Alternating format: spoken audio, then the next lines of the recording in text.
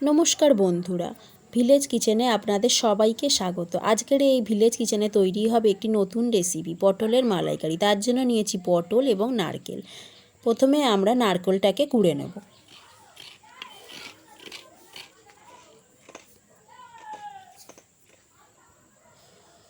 নারকেলটা কোড়া হয়ে গেলে পটলটাকে ছাড়িয়ে মাঝখান থেকে একটুকুনি করে চিড়ে নেব। পটলটা যেন গোটাই থাকে, শুধু একটুকুনি চিড়ে দিলেই হবে।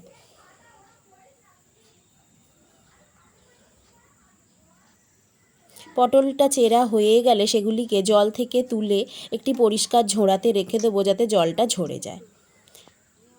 পটল এবং নারকেল ছাড়াও যে উপকরণগুলি লাগছে সেগুলি হলো নুন, চিনি, সর্ষে, আদা, কাঁচা লঙ্কা এবং সর্ষের তেল। উনুনটাকে ধরিয়ে কড়াতে জল দিয়ে দিলাম। জলটা গরম হওয়া পর্যন্ত একটু অপেক্ষা করব। জল গরম হয়ে গেছে, জলটাকে একটা বাটিতে ঢেলে রাখবো এবং তারপরেই আমরা পটলে একটুখানি নুন মাখিয়ে দেব।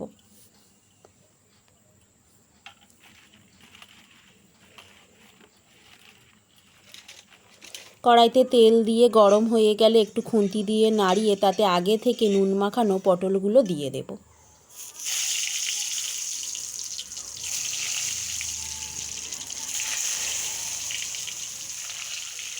দিয়ে একটু খুন্তি দিয়ে নাড়িয়ে দেব। পটলটা যতক্ষণ ভাজা ভাজা হচ্ছে ততক্ষণ আমরা কিছু মশলা বেটে নেব। প্রথমে বেটে নেব গোটা সর্ষে,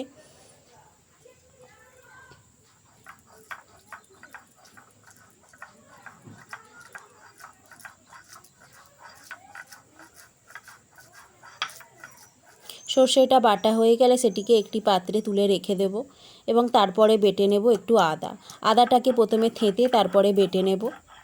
বাটা হয়ে গেলে সেটিকেও একটি পাত্রে তুলে রেখে দেব। সমস্ত বাটাবুটির পর এবার আমরা নারকেলটাকে ওই গরম জলের মধ্যে দিয়ে একটু ভালো করে মেখে নিয়ে নারকেলের সমস্ত দুধ বার করে নেব। তারপরে সেটিকে ছাঁকনি দিয়ে ছেঁকে দেবো, যাতে নারকেলের যে খোসাগুলো আছে সেগুলো বেরিয়ে যায়।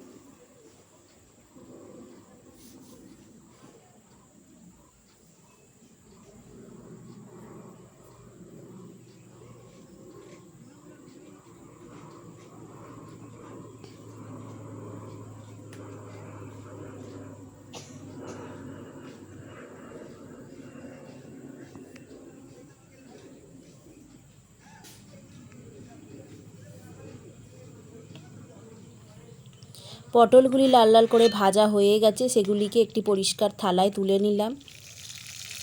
এবার কড়াতে দিয়ে দিলাম আদা বাটা। একটু নাড়াচাড়া করে নিয়ে আদার কাঁচা গন্ধ চলে গেলেই তার মধ্যে দিয়ে দেবো সর্ষে বাটা। সর্ষে বাটা দিয়ে বেশিক্ষণ ভাজা যাবে না, একটুকুনি নেড়েই সঙ্গে সঙ্গে তাতে নারকেলের দুধটাকে ঢেলে দিতে হবে, নইলে সর্ষেটা তেতো হয়ে যাবে।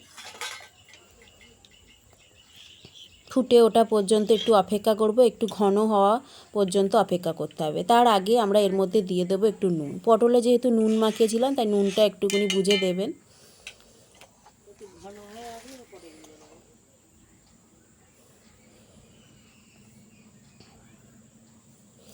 নারকেলের দুধটা একটু ঘন এসেছে, এবার এর মধ্যে দিয়ে দেবো আগে থেকে ভেজে রাখা পটল।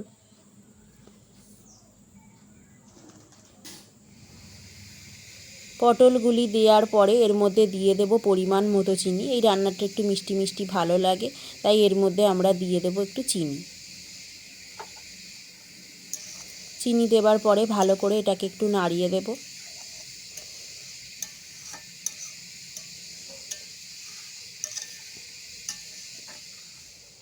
এবার এর মধ্যে দিয়ে দেব আগে থেকে চিড়ে রাখা লঙ্কা। আগে থেকে চিড়ে রাখা কাঁচা লঙ্কাগুলি এর মধ্যে দিয়ে দিলাম। ব্যাস, তৈরি হয়ে গেল আমাদের পটলের মালাইকারি। দেখলেন তো কত সহজ রান্নাটি। আপনারাও ঠিক এইভাবেই বাড়িতে এই রান্নাটি করে খাবেন এবং কমেন্টে জানাবেন যে রান্নাটি কেমন হয়েছে। আর এই ভিডিওটি যদি ভালো লেগে থাকে তো চ্যানেলটিকে লাইক করবেন, সাবস্ক্রাইব করবেন এবং বন্ধুদের মাঝে শেয়ার করবেন। নমস্কার, আসছি আবার অন্য কোনো রেসিপি নিয়ে। ততক্ষণ আপনারা ভালো থাকবেন, সুস্থ থাকবেন।